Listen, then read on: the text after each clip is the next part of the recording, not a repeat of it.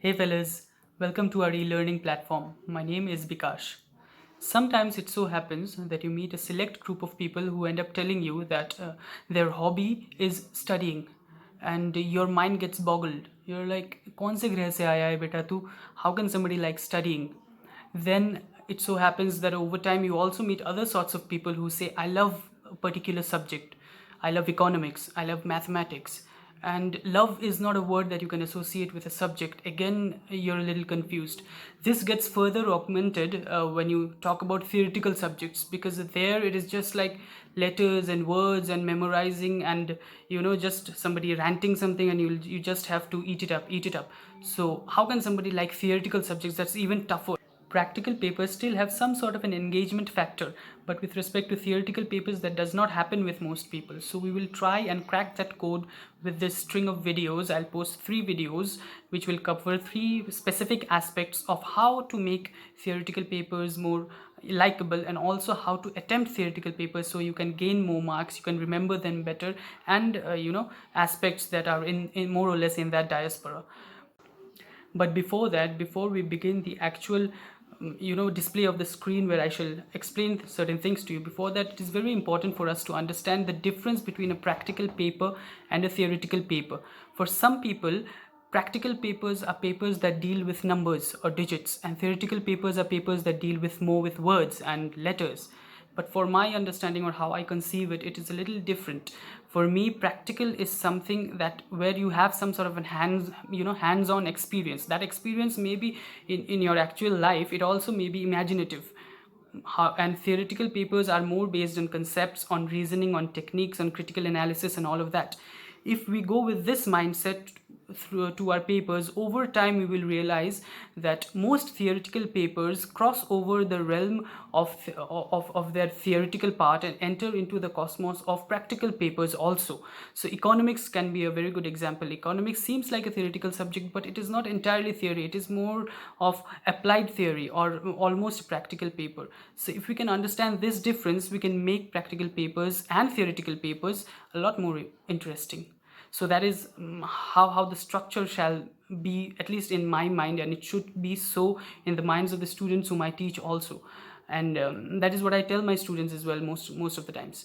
So before we begin, this is the part that I wanted to intimate to you. Anyway, without further ado, let's get started with the actual content of the video.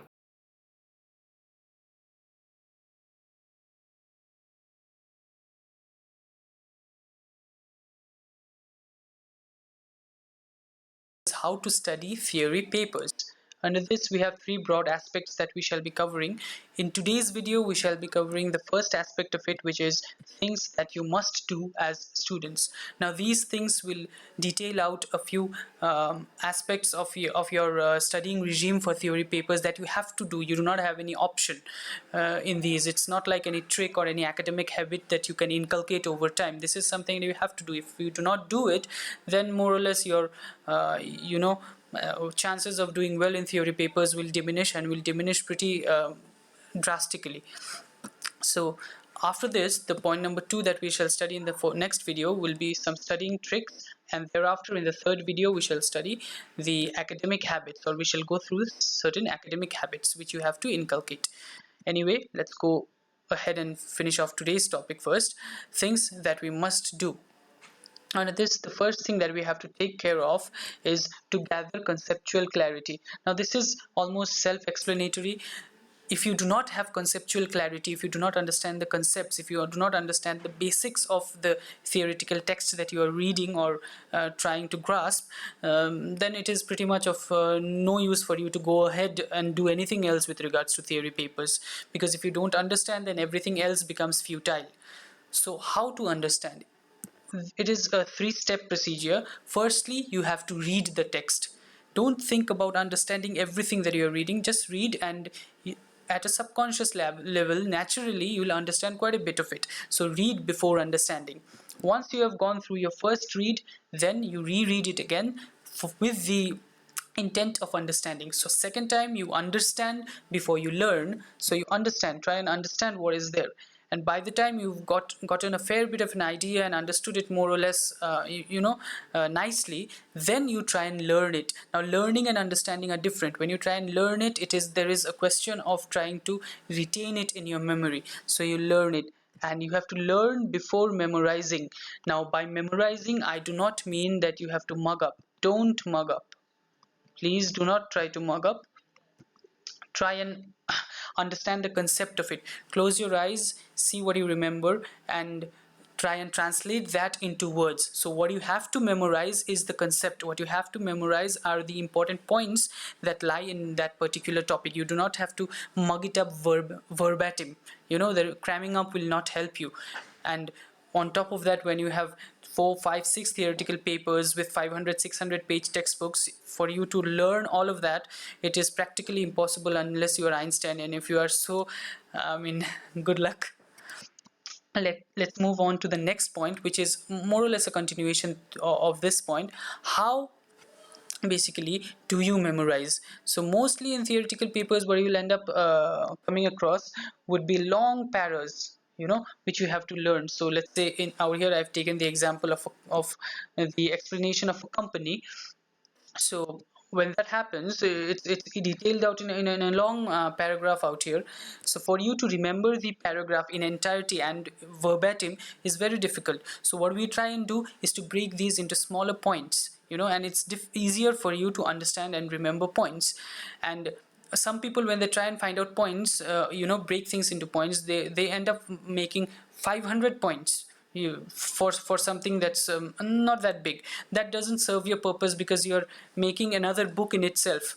You're just rewriting the text into pointers. That is not the purpose. The purpose is to summarize it, to make it precise, shorten it. So the first point here, if I am to shorten this particular text out, I'll see that a company is an artificial person created by law. This is important. In the next 3 lines, if you go through them, you will understand that this is what it talks about. After that, you will see that a company has distinct and separate entity from its members and shareholders, and the explanation of this part is given in the next few lines. These things, as in when you study the subject, whichever subject it may be, you will understand that the explanation later on, at the first reading, it might seem tough, but when you go ahead to higher chapters or the end of that particular chapter or further topics, the explanation will come naturally to you, because those would be topics that you've reread time and again, and they have been referred to in forthcoming chapters as well. So try and remember the pointers. The next pointer here is that a company must have common seal.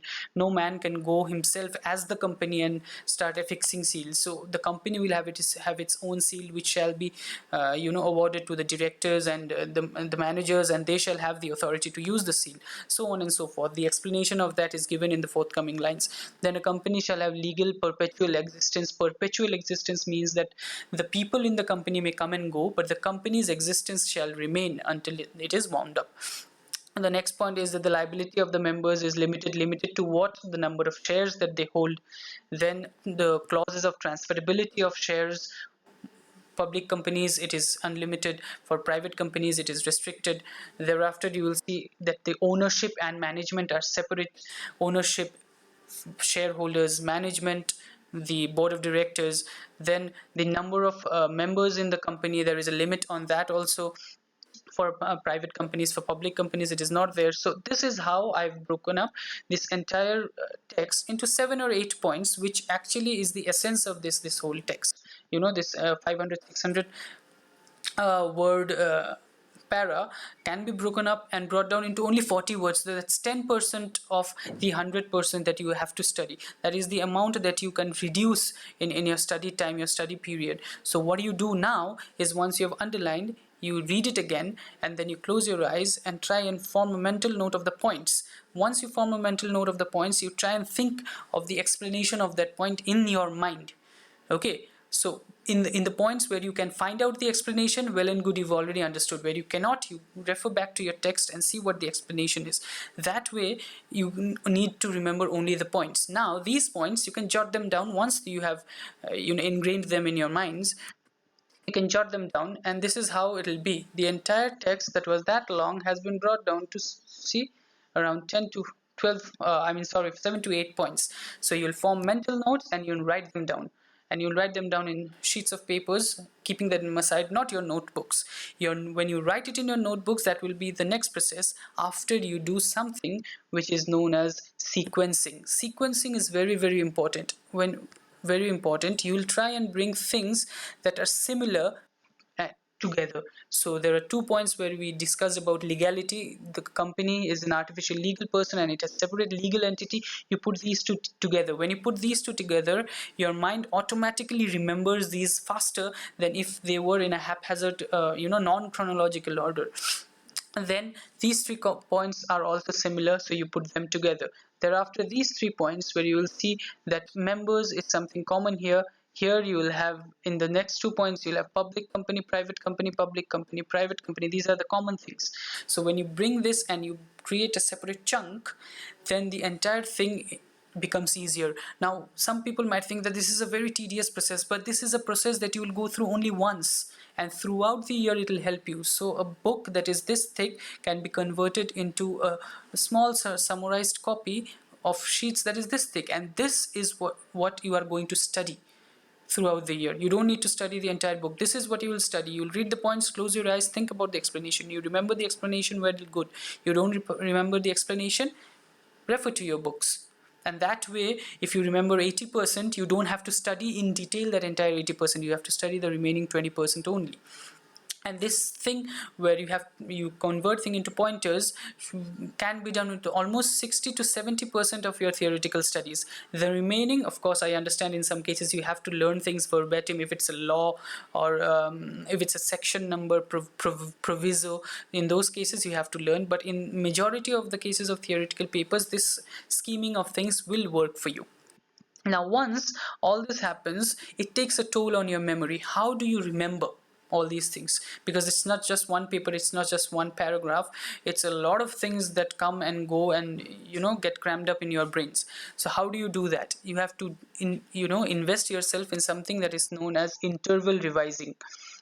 So you revise in intervals. There is a study known as forgetting curve study that more or less says that whatever you learn now, in 30 minutes time you're going to forget a larger chunk of it, and in a month's time you'll almost forget 80% of it. So if that is the case, then what is the purpose of studying at all? So what we have to do is we have to reduce this 80% to a lower number through interval studying, and studying revising and revising after shorter intervals. So when you learn something for the first time, you revise it immediately. That's your first step of revising. Then you revise it the next day, second step of revising. After that, you revise it after a week, third step of revising. Fourth step after a month, and the fifth step will be after 3 months. Now when you see this, it seems sort of confusing, because how much will you revise? It seems like you're not going to get time to study, only you'll be revising the entire year. That is not the case here. What you have to revise here is just the 2 pages that you might have learned today, so you revise that tomorrow. You don't have to revise the entire curriculum in entirety. So after a week, you will have maybe 10-15 pages that you've got to revise for one subject, and after 3 months you will have 2 chapters, 3 chapters, and by the time your exams are near, it will overlap to 4, 5, 6 chapters, and a couple of days before the exam you'll see that almost everything has been revised 4 or 5 times, and you didn't even understand, you did not even realize, and naturally it is ingrained in your subconscious, and you are able to remember things a lot better. So interval revising is very helpful. Another thing that interval revising helps you with is to study less. You don't have to study too much, you don't have to go through any panic attacks, no stress, if interval revising is something that you inculcate in your studying habits. So these are more or less the things that you have to do. So friends, that's it for today. Our next video on this particular topic shall deal with more of a few tricky things which shall help you in your theoretical papers. And I shall be posting videos on a regular basis, so please be on the prowl and look out for those videos, and go ahead and like, comment and subscribe our channel. You can also follow us on our social media handles of Instagram and Facebook. The links are given in the description below, and please help us to grow as well. It just takes a minute. On top of that, there is also special information for people from Meghalaya who are following the MBOS course, or people all over India from CBSE course, class 11, 12, CACS, CWA Foundation. Our tuition classes are going to commence soon. So all my students who have already enrolled, thanks to you all, and those who are willing to enroll, please go ahead and check Instagram, and you will find the relevant details there. And for the YouTube people and our friends out there, until the next video, stay at home, stay safe, and learn from home. Bye. Namaste.